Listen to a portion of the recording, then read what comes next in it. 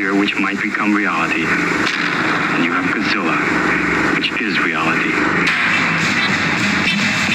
I'm sick of Godzilla. Wake up, Megalon! There are two things you don't know about the Earth. One is me, and the other is Godzilla. We're safe now. No human being can understand that. The monsters on Monster Island can understand it. Whether he returns or not, or is never again seen by human eyes, the things he has taught us remain.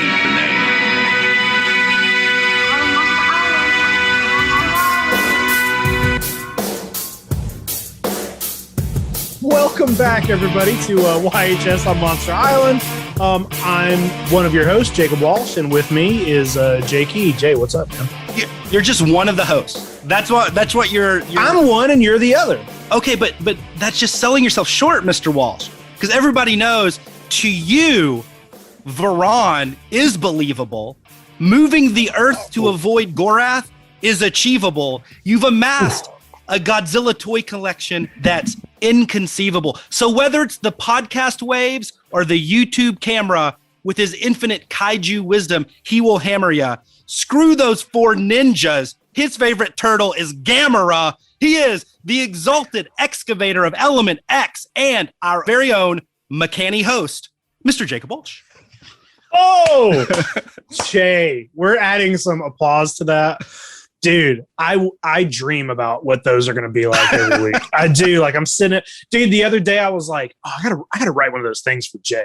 Because he shows me up every week, and I was just like, I just can't do this. I can't do it like you can. Hey, you're the star power. They're here because of you. I'm just I'm the. Are they here though? Here. Is anybody here? Is anybody listening? Listen, Maybe. We're a new show. If you're listening, let us know that you're listening. I know maybe some people are listening. They're coming over from YHS. If that's true, thank you. Leave us a review. Send us a message. I've had a couple people message me and say, "Hey, the new show is great." And I'm like, "Hey, thank you for listening. If you're listening, thank you. Yes, tell a friend. And listen, if you are listening and you didn't come over from YHS, then you're probably like, why do they keep saying YHS?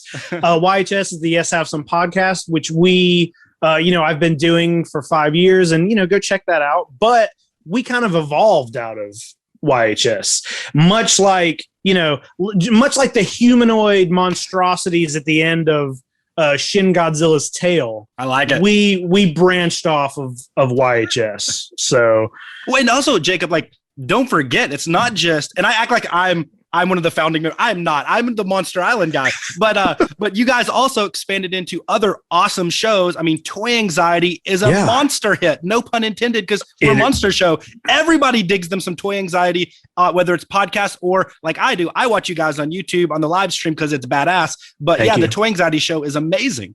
We do have a Toy Anxiety live every Tuesday night at 9:30 on YouTube. Also, Abigail Gardner, who also does YHS, she's going to be starting a show called The Bad Bitches with I love it with Catherine Hansen and Ryan Dole, who's also on Toy Anxiety, and they're gonna be talking about the Bad Batch. So I don't know exactly when that's going to. I think the 17th, Monday the 17th. Nice. I'm not sure. Go find one of them and ask them, and they'll tell you exactly when it's going to be.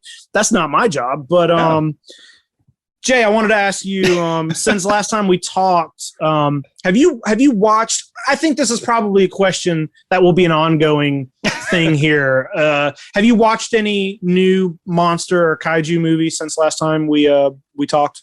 Well, I've watched some new to you. Whatever. Yeah, well, I've done a couple of rewatches, and I have one that I did watch that I'd never seen.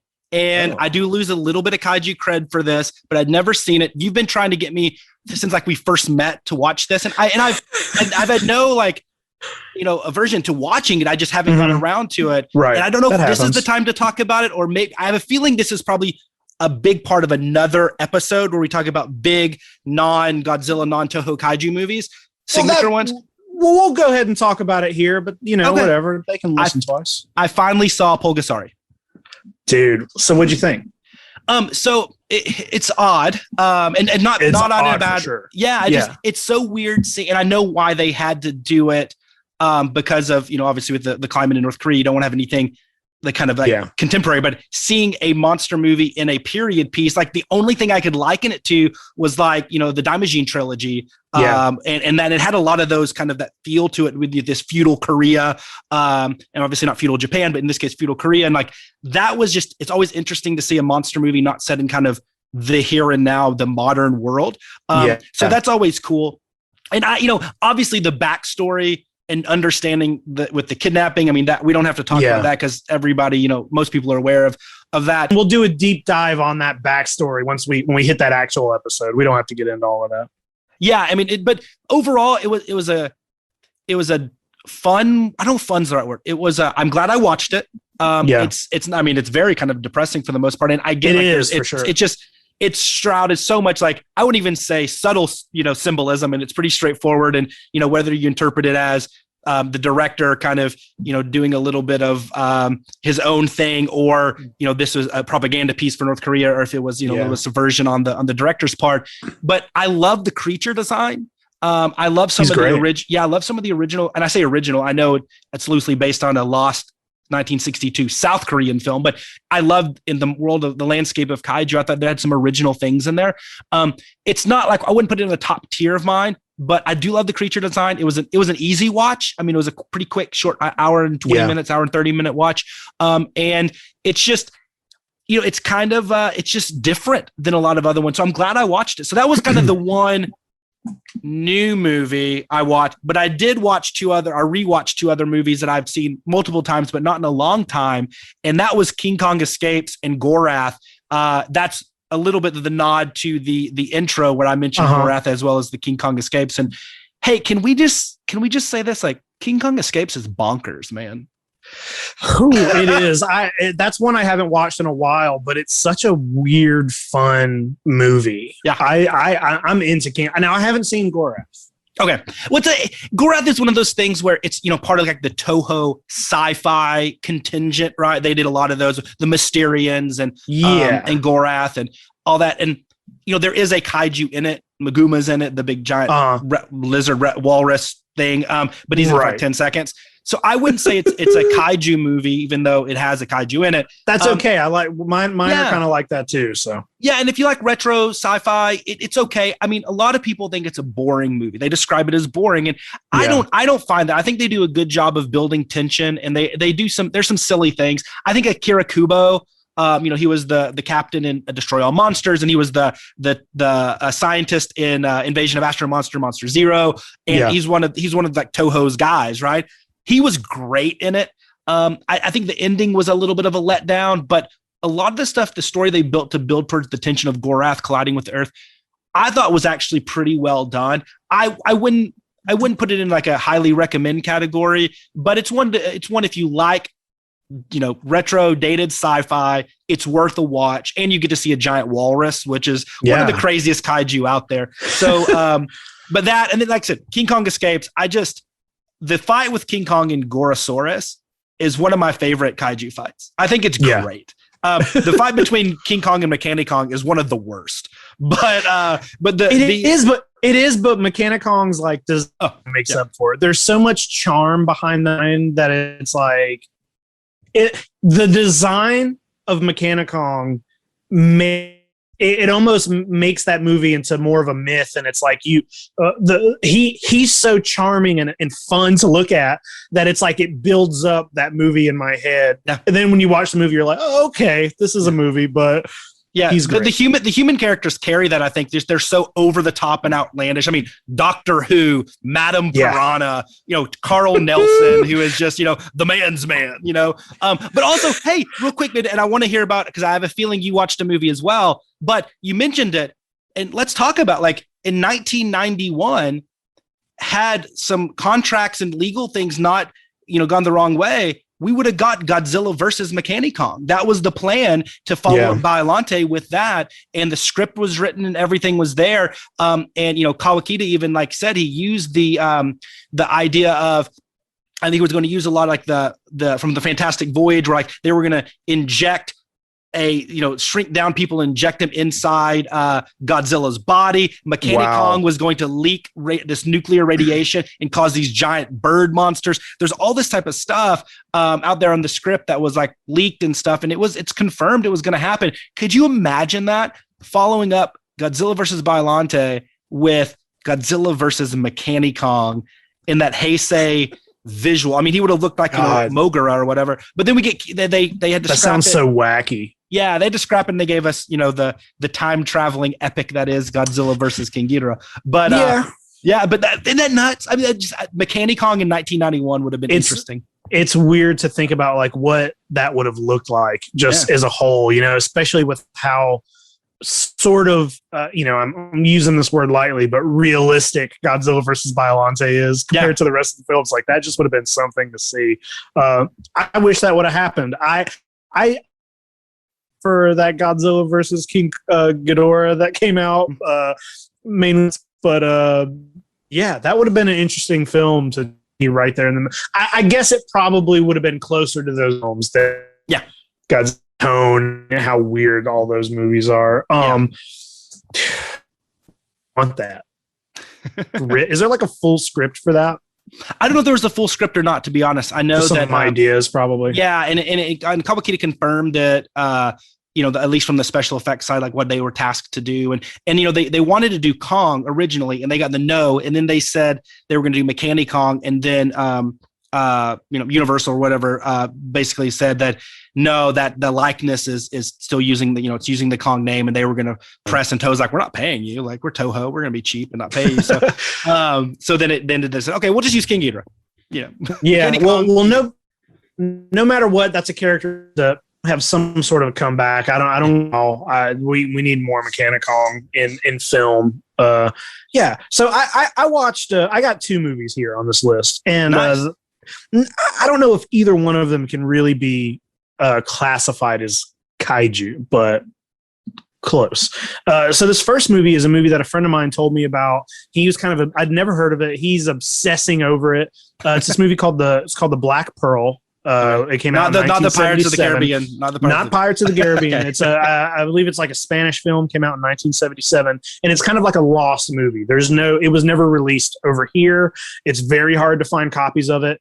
I only was able to watch it because he is like my friend John, who loves this movie, has all this like promotional stuff for it, production stuff. He's like in contact with the directors, like kids or something, and like he's really into this movie, and he had to like email me a rip of this movie basically. So I watched this like bad copy of it, but it's great. It's about this kid. It's about this like a fishing village who to make their money they go out and they dive for pearls, and this kid like really wants to learn, and he's like, but he's getting old enough, and he gets a teacher, and the teacher's like, whatever you do, you got to stay away from that cave over there.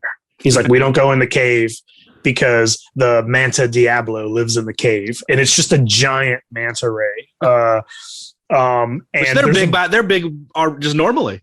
Yeah, they're big already. So, and then there's a bird that lives on top of the cave, and he's the bird serves as like he like warns people when the manta's coming in and out, which I thought was a really cool thing. And it's not a horror movie. It's not really like a children's movie. It's somewhere in between, and it's and basically the plot of this movie is one day the kid, he's not finding any pearls. He's getting annoyed. His mentor has to go do another job, and the kid's like, fuck it, I'm going in the cave. He goes in the cave and he finds this big black pearl, and immediately when he brings it back, he's like, look what I found. And everybody's like, you need to put that back in the cave. And like the manta gets pissed off, and anytime anybody tries to go out in the water, he's killing people, and leads to this like kind of battle between man and manta ray towards the end. And it's a very fun movie. There's a lot of they use a lot of real underwater footage in scenes, and it's just like nice to look at. And I'm kind of surprised this movie doesn't have any kind of a release. Carl Anderson is in it, who maybe not a well-known name, but he was in Jesus Christ Superstar. he played Judas in the like original movie version of Jesus Christ Superstar. And I was watching it and I was like, hold on, that's Judas. But it was great, man. If I recommend it, if anybody listening can find it, I've been trying to find copies of it ever since my friend told me about it. I'll get on eBay and look, and there were some countries released it on VHS, but we never got it. So it's just one of those movies that's like, it's kind of hidden, lost forever. So if you got a chance to watch it, do it. Isn't it a shame? Like, even as, I mean, we think of all the stuff that made it to VHS or DVD or Blu-ray or that's just captured somewhere. Like, there's still a large collection of good cinema that's just not, some of it's lost, and then some of it's just very, very, you have to work to find it, right? It's not easily accessible. And that's just, it's a shame. And this sounds like it's one of them. That's interesting. You sold me on it. Yeah. I think it's fun, but also kind of a weird thing to think about when you're like, I'm in my 30s and I watch movies.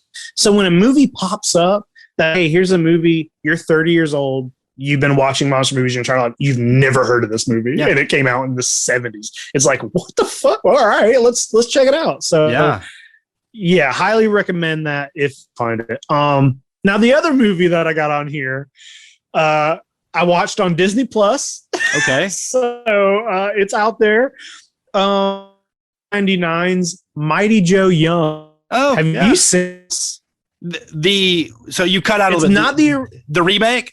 Yeah, the remake. Yeah, I've seen the original one many times. I have not seen the remake. I know of it. I mean, it seemed to be, it's kind of one of those movies that's like a butt of a lot of jokes, right? Like, it's like, but so how good is it? Or is it watchable? Dude, I cried in the first 10 minutes of this movie. No way. And that's no joke. I sent a picture to Craig and Abby. And I'm like, hey, this is me 10 minutes in to Mighty Joe Young. That's awesome. The reason that even brought up, I've never seen the original either. And, the 90s was one of the best time for movies. And, Bill Paxton is in this. And in YHS, we did we recently, last week was the 25th anniversary of the movie Twister. So in YHS, we did a Twister episode, and we were kind of looking through his IMDb page. And I'm like, oh, Bill Paxton was in that movie. So that night I looked it up. It's on Disney Plus, and it ain't the best movie ever made. Yeah. But Joe looks amazing. He's a man in a suit, like an animatronic suit where the head does its own thing, and it very much just looks like Congo. It's like the same style effects. They do a really good job of making him. He's like 15 feet tall, and he does end up like in Hollywood at one point, and he's scaling things. He's on top of the Chinese theater at some point, and I thought it was very good. There's definitely that drag, especially the first. It's very emotional. I was just like fucking watching this movie and I'm crying. So, exactly a kaiju, but related to King Kong. So yeah, I think everybody should watch that. I think you should check it out. Hey, he's a lot closer to the original King Kong than the King Kong and King Kong Escapes. So, you might be closer to. You're right, dude. The manta ray in Black Pearl might be closer to King Kong than King Kong Escapes Kong. Dude, that fucking Toho Kong. Probably. Why does he look so? What's wrong with him, dude? Why is his face like that? And it is. He is ugly in King Kong Escapes, man. He looks like he's on meth. I know sometimes his arms look so crazy. They make them so long. Like in Kong versus Godzilla, or King Kong versus Godzilla, the '62, like absolutely, like so awkward. Yeah. But I don't know. It's a fun movie, but no, that's awesome. I mean, I did not expect you to say Mighty Joe Young, the remake, when you're talking about movies that you watch. Like this very, I wouldn't say cult, almost lost movie, Spanish movie about a manta ray attacking people, right in your wheelhouse. That did not surprise me at all. The 99 or whatever year it was remake of Mighty Joe Young. That was interesting. Well, dude, I think it has to do with, I watched Son of Kong a couple months ago, and I was like, God, I got to watch more of these, and it's the fact that Twister is one of my favorite movies of all time, and also so is Congo. So I was like, hold on. Bill Paxton is in an Ape movie. I was like, is this going to be my two favorite things? I love it. It's not quite either one of those. Never say that it's anywhere near as good as Congo or Twister, but it looks good. There's some good sequences with that ape in that movie. So I would recommend it, dude. Awesome. Well, I'm putting it on the list as well. It was a little bit easier to find since it's on Disney Plus. Yeah, Disney Plus. They made it easy for you. Cool. So Jay, I wanted to ask you about your toy hunting and collecting, and you seem to in the last few weeks you've been doing a lot of toy videos. You've been buying some stuff. Yeah, you've been selling some stuff, and I don't want to say business. We don't have to get all into all that. That's okay. But like I just wanted to see where your head was at, man. You've been getting a lot of new stuff, and what's happening over there? Yeah, a lot of stuff's happening. No, but after we had our toy episode, I did pick up the buying, and I mean I was very happy with my collection, but about a week before we did the toy episode, offline, I was talking to you about like my collection kind of evolving a little bit, and I got rid of like the entire NECA collection. I got rid of a lot of other stuff that just honestly, like, it was stuff that like my kids aren't going to play with, so it doesn't really have utility there. And to me, like, it doesn't mean anything. And when something's sitting on a shelf and I'm looking at it every day and it doesn't really, I don't enjoy it anymore, I think it's time for it to go, right? So I've been replacing that, and I've been buying a lot more other things that matter. I'll highlight 3 little quick pickups here. Okay, I'll do my best to explain it for the podcast feed. But I picked up one. We talked about my first kind of entry into Godzilla collecting was the Bandai vinyls from the starting in 83 through 95. That Godzilla collection, the Godzilla series, whatever you want to call it, was really was it, right? Like, that was my favorite. And I don't collect a lot of kind of your standard Bandai vinyls, but I do, not actively, but if I see a really cool one from that collection that I don't have, I'll pick it up, right? I'm not super expensive, but the one I was missing that I really wanted, I didn't have it as a youngster, was this guy right here, which is the first one they ever released. This is the 62 King Goji, the Godzilla King Kong versus Godzilla version that was released in 1983. So this kicked off the line, and he's a big guy. I mean, it's an 8-inch vinyl, and he's every bit of that 8 inches. He looks good. Yeah, it's great, and he's thick. Yeah, oh yeah, he's a chunky guy, thick boy. But so that was my fun one. Not a hard figure to find. I mean, it's not a barge, as you guys would say in your YHS vernacular. But I did pick up 2. I want to show you 2. Now, these are 2 that these are signature pieces, but I just happened to pick them up since we talked last time. The first one, we use the term rare and exclusive a lot. This guy absolutely is. And this is from 2014. This is a Marmot, the Burning Godzilla Dezugoji. This was a G-Fest exclusive, so only 35 of these were produced. Whoa. Then that's a low number. Yeah, and then they did a slightly different, but very, very similar. They released another 25 in Japan that went out to the public. So let's just say, like, maybe the numbers, there's a few extra here and there. There's probably about 70 or so of these out there. So this is one I picked up from, actually, I got this from Kyle Yount from the Kaiju Cast. So, cool. Formerly the Kaiju Cast. I bought this off of him. I love it. I'm not going to go crazy and collect all the variations of the Marmot Dezugoji. It's a thing, right? There's some of these go for like $1,500, $2,000 and stuff. So I'm not going to be that guy that collects all those. But I wanted to have one really cool one. Dude, it's nice looking. Yeah, I love it. I think it's one of my favorite of the designs. So it looks similar to what he really looked like. It wasn't one of those weird, pink glitter, but the mold is really cool. It's kind of translucent in the orange parts. And then the other one, which I think when I'll do, which I'll talk about here, I wasn't planning on this. What I've been doing lately is, I've been buying a lot of undervalued, underappreciated kaiju to try to toys, so Fubi toys and stuff, to try to get them back in the market for people, and with only a slight markup. But then also there's a lot of folks that want to buy some of these things that are only available in Japan, but they want to buy a $30 or $40 figure, but it's going to be $20 or $30 shipping, and they don't want to buy multiple items. So I'm buying a lot of those in bulk, and then we'll resell it with just a little bit of the markup for covering those costs. And hopefully that'll help people get a figure. Instead, that's $40 in Japan, they can get it for $45 or $50 instead of paying $80 or whatever. Right. We'll see.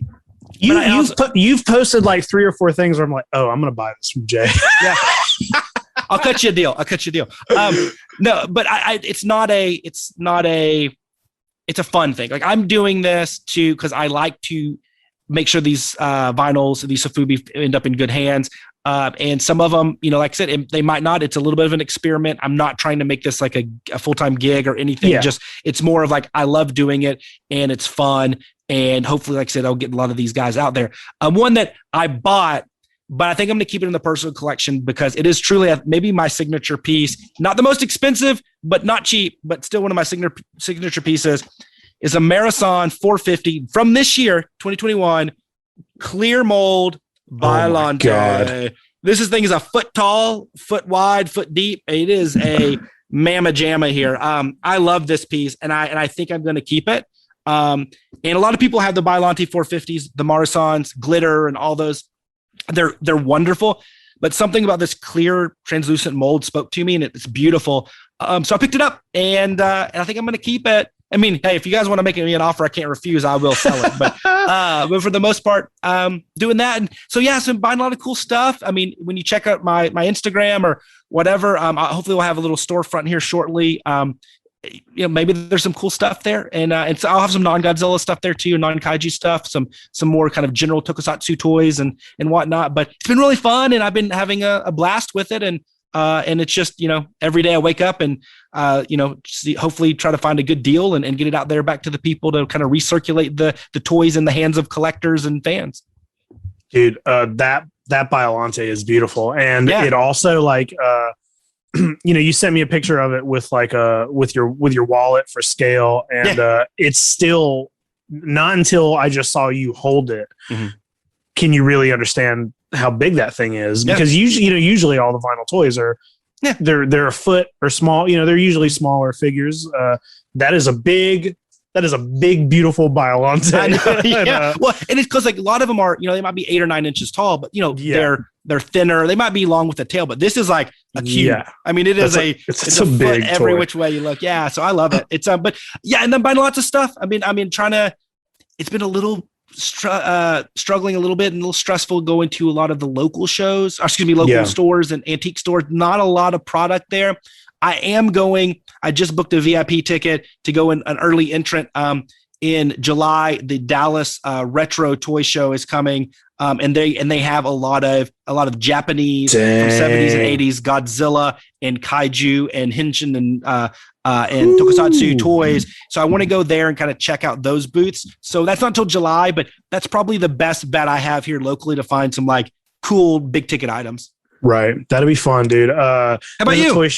There's a toy show happening here, not here, but pretty close to me actually. I think this weekend, and I had originally planned on making a trip and going down there, but now I got kind of a trip coming in a few weeks, and I think I'm gonna maybe have to pull back and not go to the toy show, which I'm sad about. But as far as like buying any Godzilla stuff, the only thing I've really, I did grab some more of the Playmate stuff. I was able to find the last two figures in that line that I didn't have, which was the giant Mechagodzilla and then the Mega Godzilla, which those is that the one that shoots the Mega? Yeah, and he lights up, and he's got like my favorite part about that thing is that when he lights up, his spines light up, not all at once. It's kind of like how they do in the movie where they start and they light up down his back, Very cool. That's how the figure lights up, which I thought that was very cool. So pick those up. Playmates, it's not like,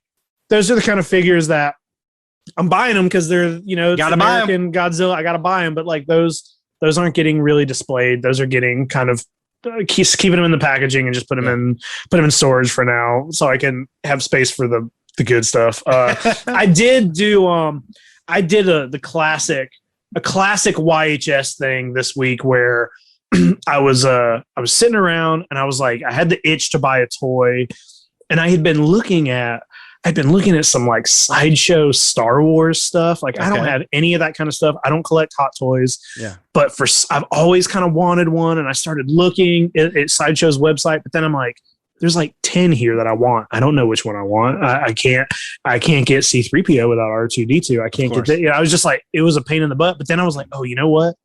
maybe I'm going to go buy that Jet Jaguar figure that I keep staring at.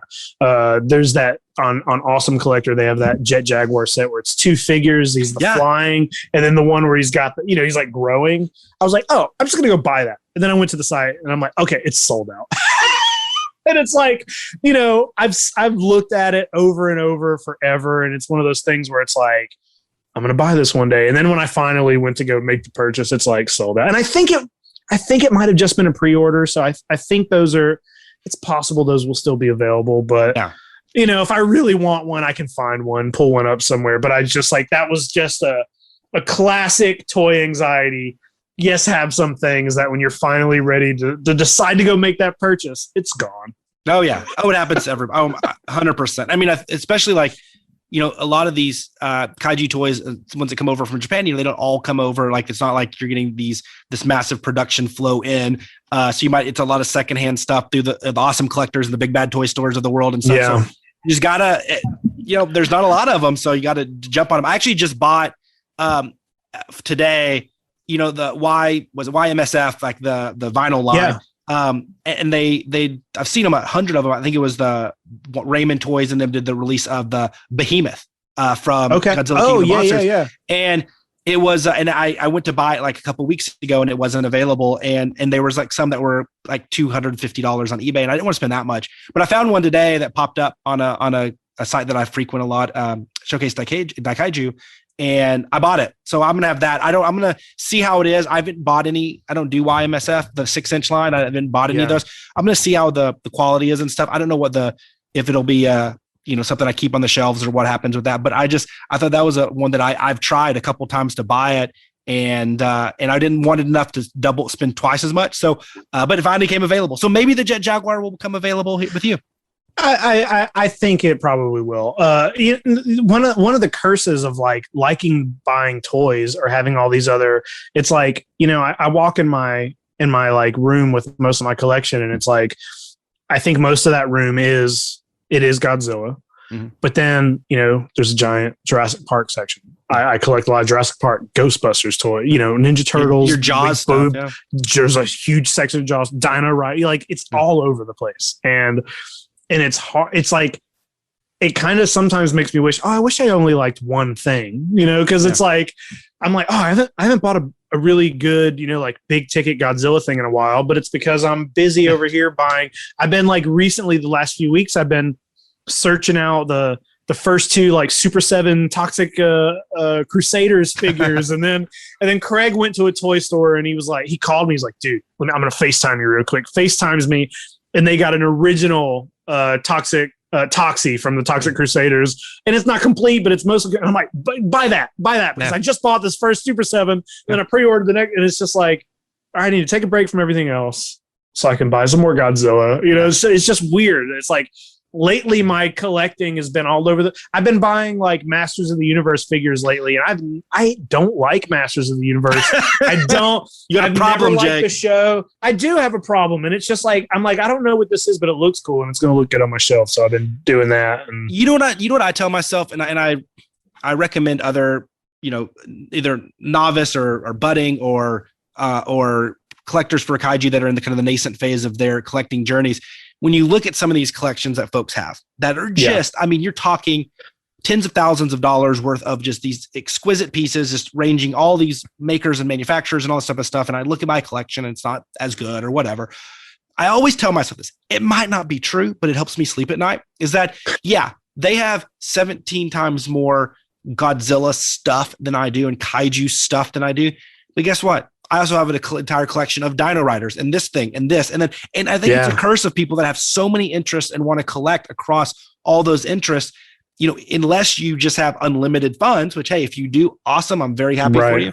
But a lot of us don't, that you either choose to go all in, I'm only going to collect Godzilla. And then, your collection's pretty badass. So always think about that. If you got rid of your entire Kenner Jurassic Park line, all your Jaws memorabilia, you got rid of all your, your Ninja Turtle, NECA Ninja Turtles, all of your, massive Ghostbusters collection, and funneled all that money into Godzilla. Think of the collection you would have there too. So it's unrealistic to keep up with some of those guys. Cause I do feel that guys and girls, that they feel or that they are focusing on that, and it helps me sleep better. Sure. at night. They might have equally as big collections in other rooms, but Right. it would be a full-time job collecting how you collect. How they collect that one line or one genre to do that for multiple lines. It'd be impossible. It's impossible. Yeah. It'd be nice. It'd be nice, but it's impossible. Speaking of toys, so Monster Arts revealed a couple things. Today, was it today that they revealed that there is a Mechagodzilla coming from Godzilla versus Kong? They released a photo of it, so. And I don't have a whole lot. Like, it's cool. They do great work. I'm not going to buy the Mechagodzilla. But what I did want to talk about a little bit is that they did a poll. I think it was early last week, and they asked people, hey, like, who would you want to see? And they posted a photo of like their ranking of the figures, and in the top three, it was like there was Mechagodzilla was, I think, 2 or 3. I don't have the photo in front of me. I don't know if you have that, but I don't. I can pull it up. You know what? I might have it in my. I might have saved a picture of it if I was smart, because I knew we were talking about it. But you might have sent it to me. You might have. Yeah. Oh yeah, I think I did. Sorry, we're gonna have some weird dead air here for a second. No worries. So YHS on Monster Island is brought to you by Kaiju Collectibles.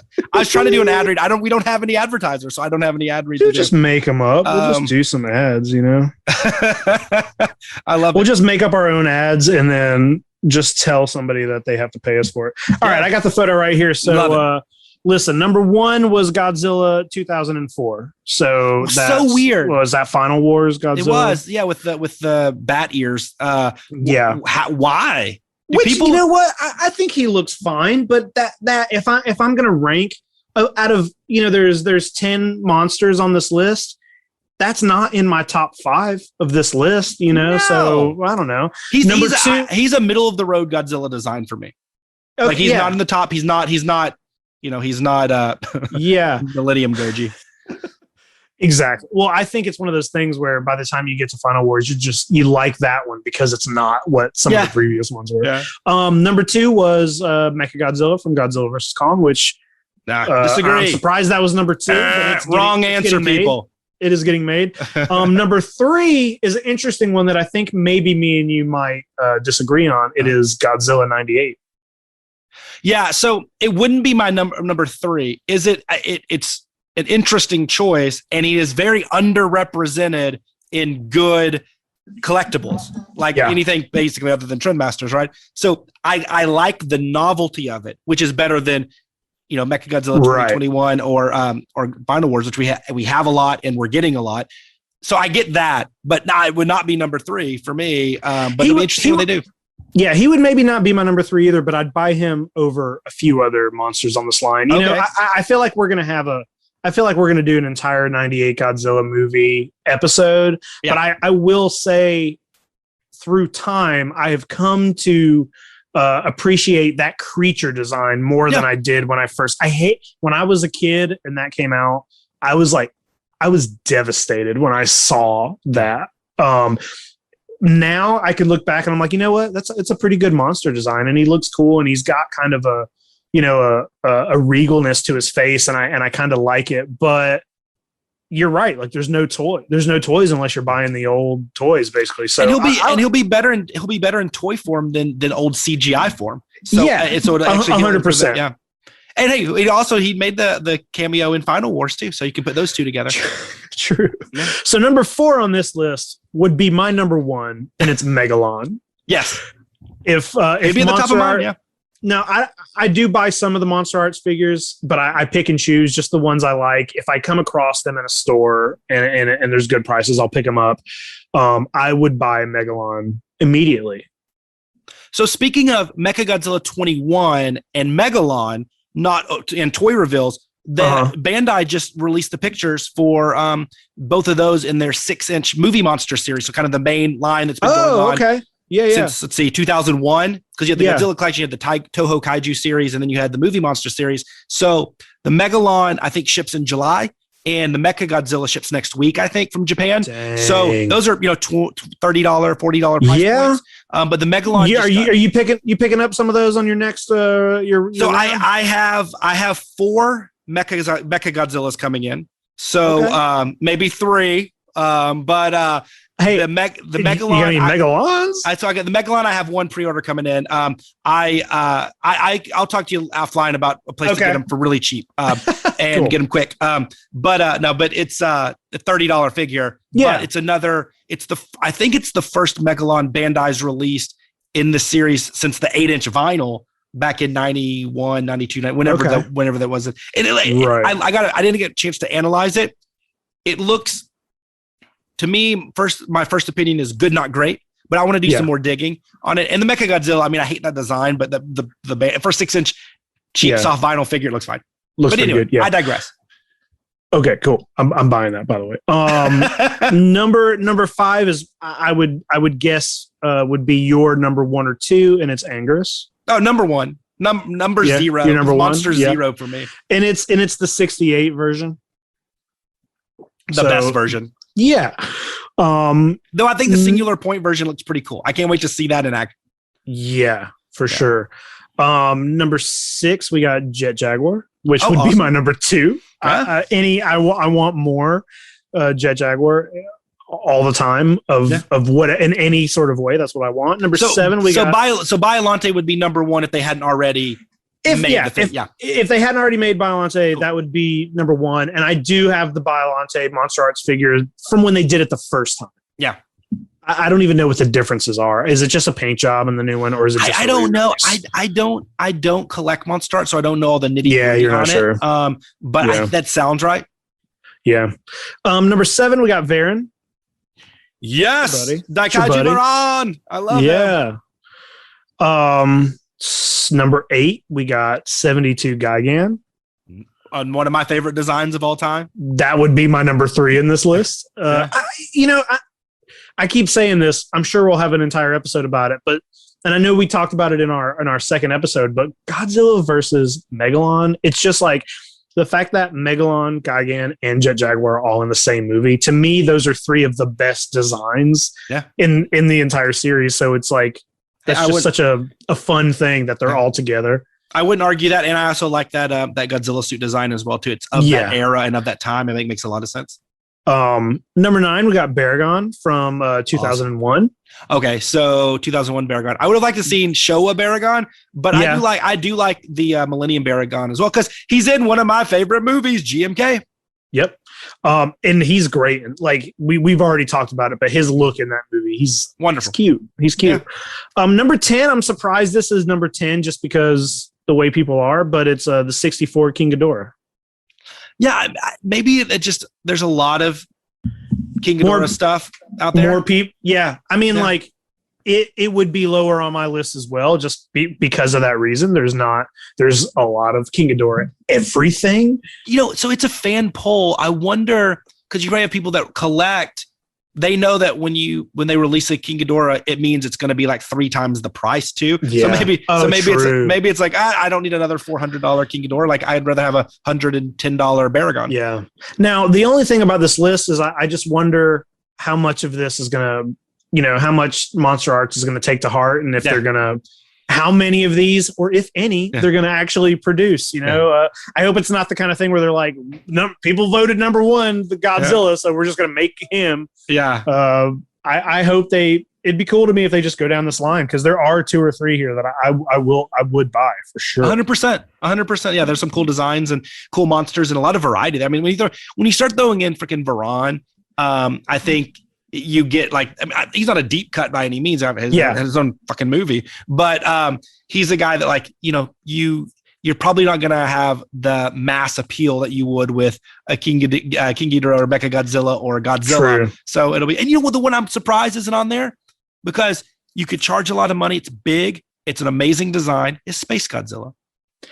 Do they they've already made Space? Oh, well, there you go. Yeah, there you go. I have him, and he actually came with, or at least the one that I bought came with Little Godzilla. Oh, that's amazing! Yeah, so it was kind of, he came with a Little Godzilla, and he also has some crystals that you can, and it's a great figure. Yeah, it's one of good. the ones that I was like, I'm gonna pick this one up for sure. Yeah, I'll send you some pictures of it. Nice. I love it. So, speaking of King Ghidorah being everywhere and that kind of thing, I kind of wanted to two of the things that I wanted to talk about a little bit. One of them's newer in the news, but it kind of relates to something that's a couple of years old. Is that Japan's getting a Godzilla ride, and they released, 30-second teaser. Yeah, but we got like a new Godzilla, and I think he looks amazing. And he looks good. And it's not just that. I've seen other people talking also hey, if this is an indication of the CGI capabilities that Japan is starting to this also looks good. Legitimately, the animation in this 30-second trailer looks better than a lot of the animation in some of the Godzilla films. Yeah. And this is for a ride. So the Godzilla here looks like a mix of the American Godzilla with, he looks very 90s Godzilla. Yeah. It looks great to me. If they were going to produce another film and this is what he looked like, I'd be super into it. What did you think of his look? I love the look. I think it's unique enough to where you don't think it's another design, but and it has some of those kind of touchstone things where it's a Godzilla, and that's not to say that it's a prerequisite to have those touchstones to be a good design. Shin Godzilla, perfect example, totally different, amazing, one of the best designs in the line. I love this one. This is a Godzilla that can be kind of a destructive force of nature. It could be, a protector. It could be something evil and menacing. It could be any of them based on the design, and you would believe it, right? Yep. I mean, it's probably the only thing it doesn't have the utility to do is, team up with Jaguar and fight Megalon and Gigan. Other than that, I thought the design for the little glimpse that you see looked, it looked like that should be the next Toho film, should use that Godzilla. His spines light up in kind of a different way than we're used to seeing. And there's something, what you just said about he could be either a protector or whatever, you kind of get a close up of his face and you see his eyes, and his eyes look very, gentle. And you look at his eyes and you're just like, oh, I could, this is a good being here, but it is big and menacing, and he's heavy, and he's really, he's, kind of fat, very, very thick, dense. and like GMK. I got some GMK vibes from the thickness of them. Yeah. It's just this big, heavy guy. Yeah. Something about his head, I've always really liked Godzilla's kind of eyebrows that the Japanese versions have always had. And seeing that again, but in a way that is we haven't had that, Shin Godzilla and then the American Godzilla. And now he's got those he's got sort of that cat-like face. Yeah. I loved it, man. Seeing it, I'm assuming the ride is just the kind of thing where you're sitting, like a dark ride. Yeah, dark ride. You're in a chair or something, maybe just watching it on a screen, which is fine. I would love to be on any Godzilla ride. And this ride is at the Cebu and amusement park, right? The one the Cebu railway owns. Yeah, I think so. And are they not saying that it's kind of the first permanent ride? I think all the other rides they've had have been limited time things or something like that. Yeah, I'm not sure. But it also, when this video popped up, I sent you a link to another video, which I'm assuming you watched. I did my homework, teacher. I rewatched it today because I was like, oh, I better watch this thing again.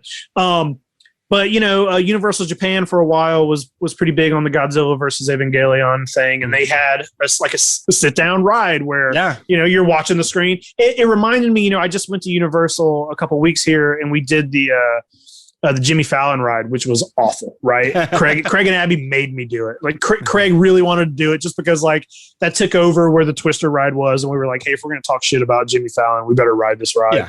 And the whole audience is in one. It's it's a big room of people. It was very weird. It wasn't like when you do the Spider-Man ride where it's 6 people in a little car and it just moves while you watch the screen. It was like an entire auditorium, and the entire thing moves, and your screen is huge.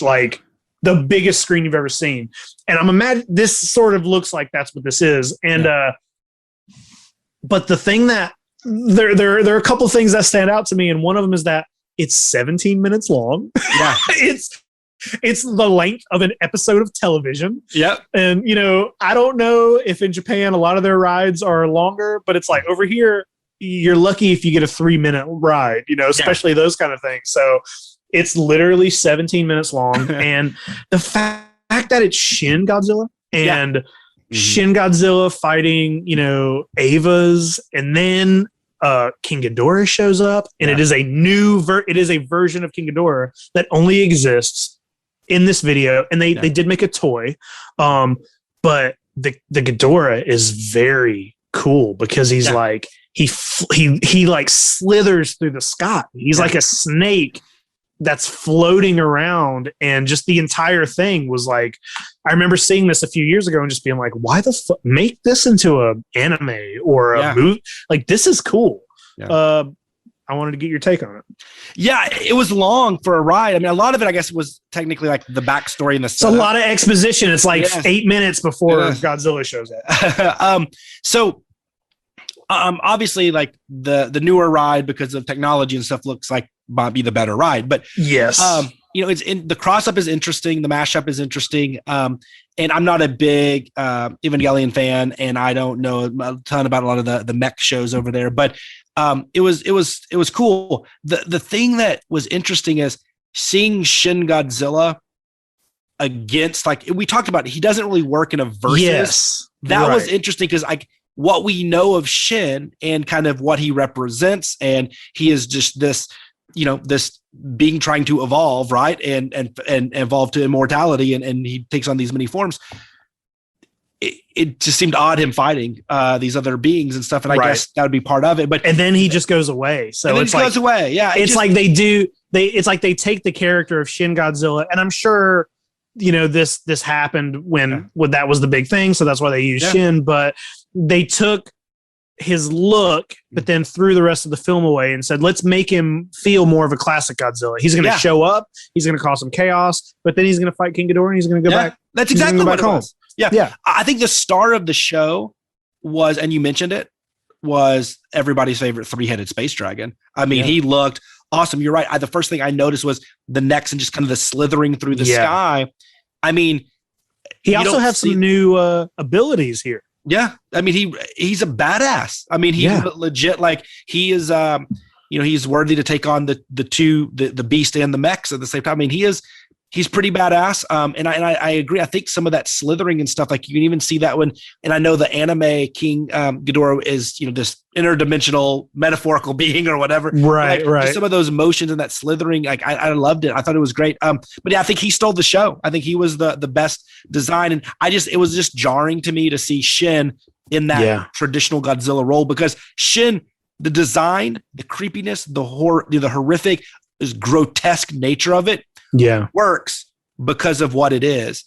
It doesn't work, I think, as a Godzilla force of nature. As a protector. Yeah. No. That was the negative. The plot of this kind of goes against everything they set up in Shin Godzilla. Yeah. And I guess, like, you know, we can look past it because it's a ride and they didn't care, whatever. But the King Ghidorah here is the main attraction, because it's like, I'm the first person to kind of be like, okay, let's use somebody else. Let's use a different monster. Well, we don't need to bring back King Ghidorah again. Yeah. And it's to the point where when he shows up and he's like that, and you're like, oh, put this one in a movie. Put this King Ghidorah in a movie. How about this King Ghidorah against the new ride Godzilla? Yeah, there you go.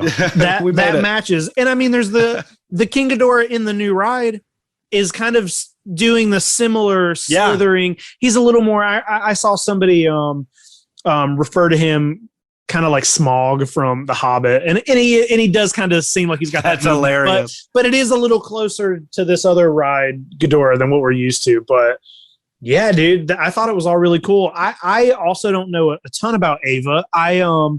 You know, a couple years ago, I had a friend that was really into it, and I started watching it, and I watched the first two movies, the third, which I think just got released. I know there's like a big, you know, it had been years and years before that third movie got made. And I do know that they're also like, it's all on Netflix now. And there's the show, to my knowledge, from what I have known, I haven't watched it all, but from what I understand, they did the show and then they started doing the movies, but the movies are just like the shows put together, but they changed some things and something. It's like, it's confusing from what I've heard. I'm confused. It's very confusing. But it's monsters fighting giant robots, and I did like what I saw. It's so much to take in, and you're coming into it like anime has always been that kind of thing to me, where someone's like, "Oh, do you watch? Do you watch this?" And I'm like, "No," because there's 20 seasons of it, and I just don't. I don't want to start something like that. But I know for a while, Universal Japan, like they had a lot of Godzilla versus Ava stuff, and they did figures. They did like crossover figures where the colors were and like it all looks very good, really cool, very cool, and it makes me want to know more about Evangelion. Yeah, isn't your fellow YHS podcaster, isn't John Yerkeba a big fan of that? I'm sure he can give you a very thorough review. Oh, he 100% could. I know he can. We've talked about just it off the top of his head. He would even. He always leaves me in the dust if it comes up, because like my knowledge for it is very minimal. And like I said, I did watch the first two movies, but it has been so long since I watched them. And when I did watch them, the person I knew at the time was like, they were like, watch the movies, you don't have to worry about the show, because they cover what's in the show. But it's like, do they? I don't know what's happening. It's just like, it's a lot. So so I have a question for you then. I have a question for you. Okay. If you had to design a Godzilla ride for the Universal Studios Orlando, because it's the closest. I mean, you can do Disney. I don't care. You pick wherever. Hey, maybe it's the YHS theme park. The amusement park doesn't open. Yes, have some rides. Yeah. What would you do? A roller coaster? Would you do a dark ride? Would you do like Showa era Godzilla? Escape from Monster Island. Now, if I had my way, the first thing that pops in my head is that I would want to make it similar to the King Kong ride they used to have. Did you ever ride the original King Kong ride? The original, no. Okay, so I did, but I was a kid when I rode it, and I was terrified of it. And the first time I was in line for it, I was like 5 years old. The first time I rode it, I was like 5 years old, and I made my grandmother take me out of line, because when you're in line for that original King Kong ride, over the speakers, you're listening to people screaming and news reports, and that original ride was based on the 77 Kong. Is it 77 that one came out? Okay, and the Kong is not a protector in that ride. You're trying to not be killed by him, and I remember just like being in line and freaking out because you hear his like foot hitting the ground, you hear him roaring, and it feels like you're in the city in any second, King Kong. And I was like, I gotta get the fuck out of here. Yeah. And then like half the day went through and I was like, all right, I'm ready to do this Kong ride. And I'm glad I did, because it was amazing. But it's you're on like a trolley. Mm-hmm. It's like it's like you're on a trolley car going through town. But King Kong's fucking shit up, and he keeps popping up, and he's a life-size animatronic multiple times, and he's like, he's terrifying. It's the scariest thing a 5-year-old can think of. And if I'm designing a Godzilla ride, I want it to be scary. You know what I mean? Yeah. I want that kind of feel. Like think about like Godzilla, 85 or something, how dark it is. And he's just stomping through the city at night. And think about like some kind of ride where you have multiple animatronics, trying not to get stepped on, or just that kind of, the scene in 85 where you see Godzilla for the first time and that guy walks outside and there's that slow pan where he looks up and Godzilla's just like, imagine that for real. That's what I want a Godzilla ride to be. I don't need him fighting somebody else. I just want to not die from him. That's the thing. Like make it dark and scary and like cold and like he's popping up out of, you know what I mean? Like make it like that. That's what I want.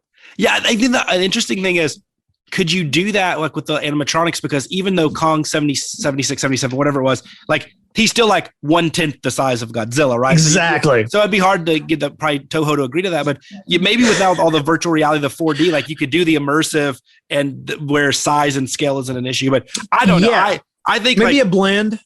I think I'd like to do a submarine ride where you ride an Atragon and you go through all of the try to get out of Monster Island or whatever, and you have to fight off Titanosaurus and Manda and all these other things. It could be crazy, dude. That would be good, and they could do that very easily too, especially if they do the kind of thing where like the Kong ride now. Have you been on the newer Kong ride?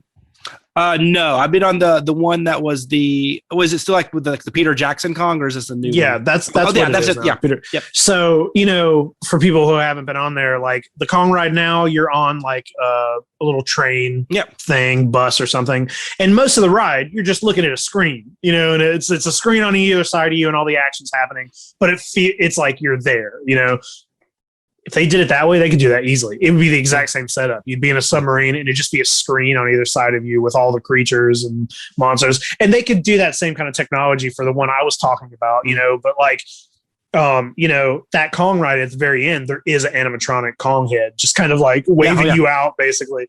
If they did that kind of thing, like imagine if they did imagine if like the beginning of the ride, you're kind of like trying to run to your transport or something and they had an animatronic Godzilla foot that comes down close to you or something. And then maybe when you're on your tram or whatever, it's a lot of the CG, put your glasses on, that kind of thing. And that would be cool, man. I would be into any kind of like, oh boy. I mean, like, it'd be great to be in the middle of a fight, like what they're going to be doing. But I think those like scary rides is like, that's where it's at, dude.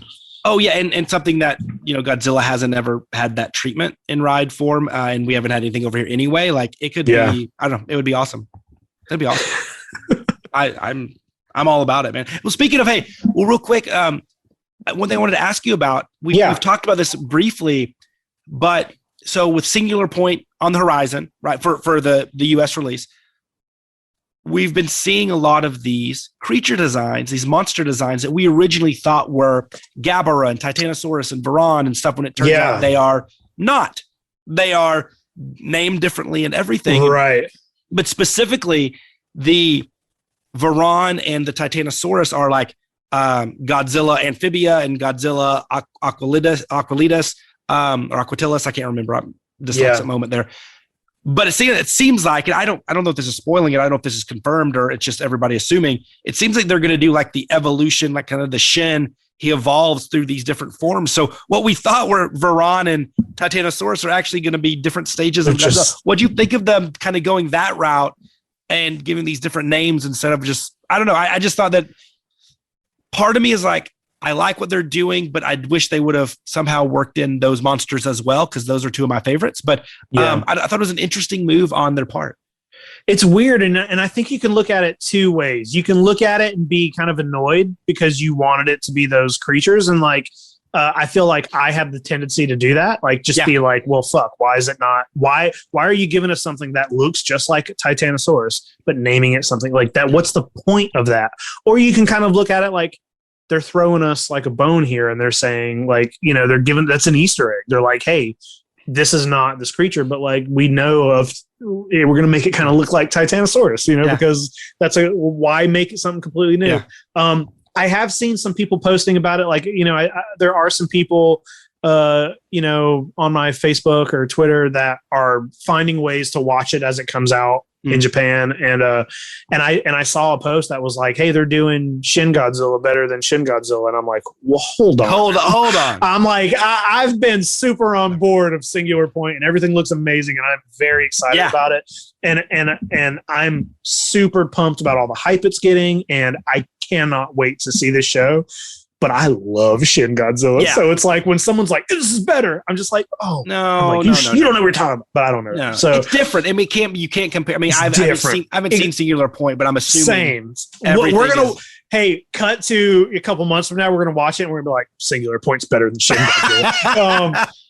But I have seen some people talking about that evolution thing and I'm all for. I've said this on this show and on YHS before that I am all for doing Godzilla in different ways and making him weird and whatever. And it does seem like kind of a stretch to have him like look like Titanosaurus and then look like Godzilla. Like that's such a big, that the Titanosaurus has the spines, so it's like, oh, he's kind of got Godzilla spines. But other than that, it does not look like a creature that would evolve into that. Well, so you hope, but we haven't seen it yet. So and you hope that Varan, the Godzilla amphibia, is a good bridge, and you can kind of, it's going to eventually get to that Godzilla that we've already obviously seen the toys and everything, what it looks like, which I think is a cool design in Godzilla, very different too with the tusks and everything.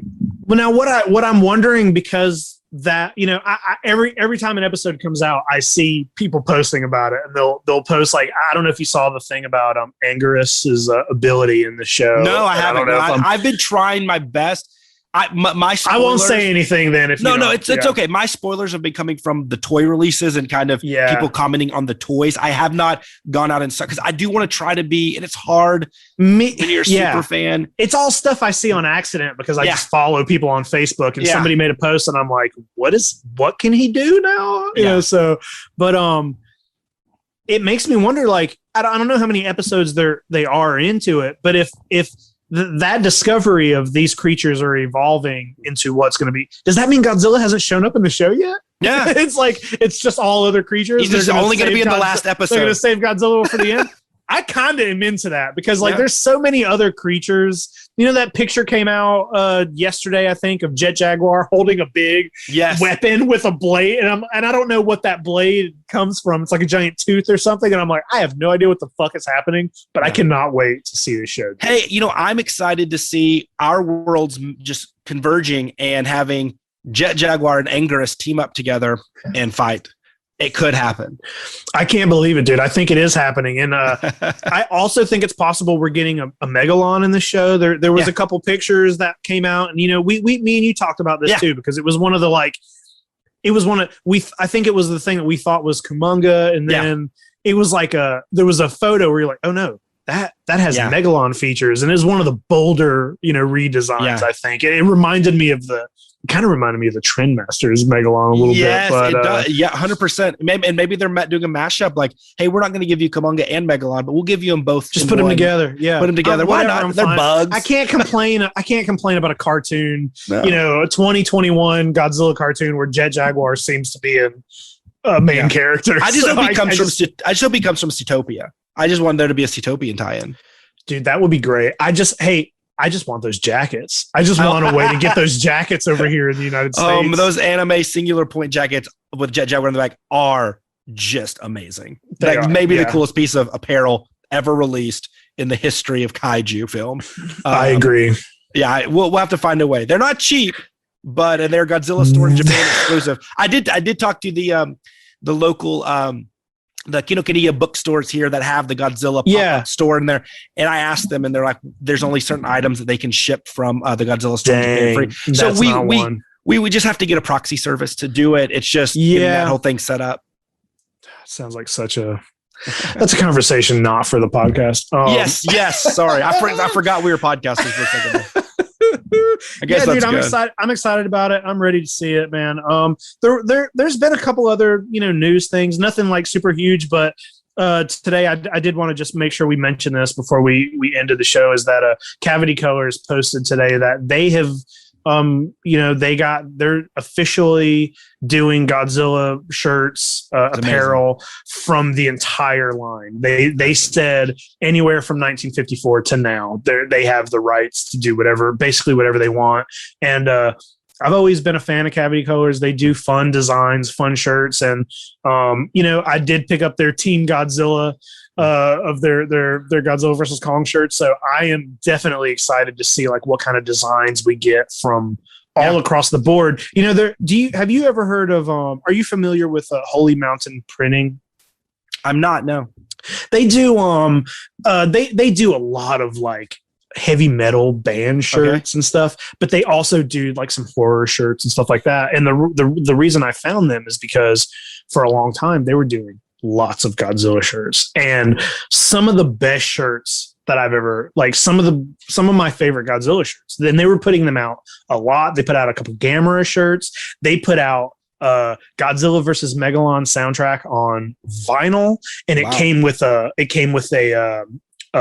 flag. I also bought a Godzilla versus Hedorah vinyl from them, and they also started doing a thing where they were writing like a Godzilla comic, and it is like a newspaper. It's like newspaper material. It's like a big thing, and if you were the first, so many buyers of a shirt or whatever, they had a skateboard. They were doing so many good Godzilla things, and then one day, all of a sudden, they were just all off of the website. And what I can only assume is that maybe Toho was like, what the fuck are you guys doing?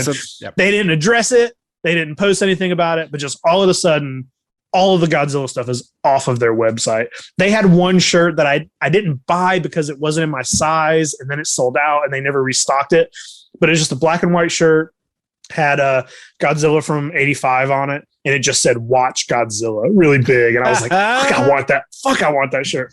But for a long time, I trust you on Shirt Talk, because the shirt I'm wearing was the artist you recommended to me, and I picked up the show has all the Showa Kaiju in chronological order. I loved him. That was a reco from you on an artist, and I followed him on Instagram, and I figured out they had a TeePublic page. He's got some great. I forget his name off the top of my head, or I'd say it Seagrams or something like C. So. It's got I have a print of that shirt, and I love that you can also get those shirts with just each individual monster, and I've been meaning to pick a few up, and I just keep forgetting. Seeing you wear it reminded me, but Holy Mountain Printing was the place for a while to get like a lot of new cool Godzilla shirts, and now it looks like it's going to be Cavity Colors. So I'm excited to see what they do, man. What do you want on a Godzilla shirt that you don't like? I'm trying to think. Like, I got a couple Megalon shirts, I'm sitting here thinking, like, what kind of deep cuts could they do? Skeleturtle. Skeleturtle. No, that's my go-to deep cut. But I don't know, because there are so many independent artists, you can get like shirts now through the TeePublics of the world and all the custom printing. Like, I have a couple cool Anguirus shirts. I need to get a good Titanosaurus shirt. And I get a lot of like the ensemble cast shirts that have a lot of the different monsters. I actually would like to see some random ones, and I don't think they'll do it because they have the official Toho license, but like random deep cuts like Godzilla versus Mechanicon that didn't happen, or a GMK that features Anguirus, Baragon, and Varan instead of the whatever, like kind of the things that never happened, never made it off the out of the film approval room. I think that would be kind of cool. I would love that. I would love like all the weird stuff. Like, I'll buy a shirt with some Dorats on it. I don't know. Yeah. I might be the only person, but there's an artist I follow, and I know her first name's Lisa. I can't remember her last name. I'm very sorry if she hears this and I forget her last name, but she does this really she does a lot of kaiju, and they're really cute. And she has a store with a bunch of shirts on it, and I've been meaning to pick up some from her. And one came out. She did one where it's like King Kong and Godzilla making out, and I was like, I've seen that one. I want this so bad. They're just like very simple and very cute. And she also kind of spearheads the Manila Monday. Lisa Nafziger. That's her. Yep. Yeah, I follow her. Yeah, she's a great follower. She has an awesome. She does some punk Titanosaurus one. That's an old one she posted on Instagram today. I love that one. She does some great work, man. I got to pick up some of her shirts. It's dude, I just love it. It's Godzilla shirts. Like, I need them all, and I'm just excited that kind of like a mainstream. Cavity Colors is mainstream enough. They've been around for a bit. They're doing a lot of stuff, so excited to see it. Yeah, it's going to be some cool stuff. I'm really excited to see what they do with some of the kind of the golden era of Toho Showa pieces. Like, I would love something with some of the human characters, like some more stuff with the controller of Planet X, with some of the actual human characters, as opposed to just the monsters or whatever. I think that would be kind of cool, because they don't always get their just due in merch. I agree. Listen, dude, I don't have anything else in the notes for tonight. Did you have anything else you wanted to hit on? No, nothing big. I did. Anybody that's out there, they're if you go to like Kaiju Battle, there's some other like releases that came out, like the little smashy stress toys that came out that are San Diego Comic-Con exclusives. And there's the Mondoids. They're kind of Yeah, like the mad ball things. Yeah, they're like the big heads and stuff. And then the only other toy news that I think we didn't cover at the beginning that's worth mentioning for those that are big X Plus collectors, the Godzilla store exclusive X Plus of the 95 burning Godzilla with no burning. He's basically, painted the same mold but painted with no paint. So either you can look at it two ways. It's either right before he started burning Godzilla, which we didn't get to see, like after Space Godzilla, or he is Godzilla Jr. grown up after what we didn't get to see at the obviously the conclusion. Either way, it's a speculative figure. And I love it. I love it. It looks great. That era Godzilla, I will always say, is the best looking Godzilla. Those films, and that's a cool figure. And I like when they get weird with it. And you would kind of think that like X Plus has been pretty stick to the movies. You've seen this in the movie. Yeah, you've seen this. This is what it is. I think that you pre-ordered that? I did. Yeah, I did. It's not going to be delivered until like December. Gotcha. But I ordered it off of a long time like Kaiju collectible god, Jim Serenella, who used to run Club de Kaiju. For those fans that used to buy stuff via mail order in the early 90s. Him, and we talked about Doug Rotundi was my VHS guy, and I got some vinyls from him. If I didn't buy it from Doug, I bought it from Jim and Club de Kaiju. But he's still around doing stuff. He's the guy that gets a lot of the talent in for a lot of the Godzilla conventions. So I think, I'm not we've always talked, we're not in the inner circle of the Godzilla fandom. We've always been on the fringe. So I'm just kind of speaking bare bones about it, but he's a big name in the Godzilla world. So I actually pre-ordered it from him because he's getting a load in from Japan in December. Dude, that'd be cool. I that's one of the ones, like when you sent that to me, I was like, do I buy this? I almost pulled the trigger on it, but it's like, I don't know. We already talked about it. I do want to show off one little thing really quick. Please. I did get these in the mail recently. I forgot about this earlier. I found a couple copies of Godzilla Land on VHS, and those are amazing. Actually, those are amazing. So I don't think these are like official. I think these might be bootlegs. It's a little hard to tell. Who cares? Cares? Like, they look very good. These cases look very good. Whoever's watching, front and back, the tapes are great. I watched both of these. And after I bought these, the same seller posted a third one for sale. And the third one has Godzilla on the front. She's not in these, the little pink Godzilla. Yeah. She's not in these two episodes, but she was on the cover of the third one. So I'm like, well, I gotta buy the third one too. I'm not gonna not. I love these. So hey, you don't discriminate against women. Don't be sexist. You gotta buy the third one. I got her tattooed on me, so I had to get it. So yeah, dude. This is just a fun thing. You don't see these a lot. I've never seen these. I've never seen these for sale before. I picked them up on eBay. I've never seen you can watch some of these on YouTube, and there's also like these are just straight up in Japanese. There's no subtitles or anything. No subtitles that I can read. So, but these are cool, man. I just wanted to show those off real quick. I think there is a subtitled version on YouTube. There is. Yeah. One of these episodes is subtitled on YouTube, and I did get to see that one. But is it the one where Godzilla? Is it the one where Godzilla and Anguirus are fighting? They're best friends and they're fighting and they're having a riff. I love that one. Yeah, it is that one. And dude, like, I don't care. It's like you're not buying these and watching these because you want the story. It's like they're teaching kids how to count. So they're just very cute. I haven't been able to get the theme song out of my head. It's great. I'm glad I picked it. It's one of those things. If those songs are, those shows were just on the background of everybody's life, the world would be a much better place. Yeah, I'm gonna make it my ringtone. I love it. Maybe we should put it at the end of this episode. I don't know. We'll see. I dig it. Well, listen, man. Unless you got something else, I think we did it. I think we did another episode. Yeah, I know. We got another one down. They haven't kicked us off. Craig and Abby haven't kicked us off yet. Well, they can't kick you off. You're a co-founder. They're not kicking me off. It's mine. And no, I just like to, as you do always, but I want to double down on, thank you guys for listening. Like, I mean, I know there's so many podcasts out there, and there's so many Godzilla and Kaiju podcasts out there. And the fact that, you choose us, you spend your hard-earned free time, and I know everybody's struggling for free time, to listen or watch us, I mean, that's just makes us so happy. And Yeah. I'm just so glad to be part of this team and producing this content. And I know we have awesome listeners already. So just thank you for listening. Yeah, and I agree with all that. And just to add, we're not trying to step on any other kaiju toes here. We just, I know that there's a lot of monster podcasts out there, and I like that. I think that's good. There's something out there for everybody, and I hope you guys enjoy. I hope you're listening, and just let us know. Leave a comment. Give us a review, whatever. Tell us what we're doing wrong, and I promise we'll fix it. we won't fix it. We'll call your comment out probably on an episode. Anyway, this has been fun. Jay, thank you so much.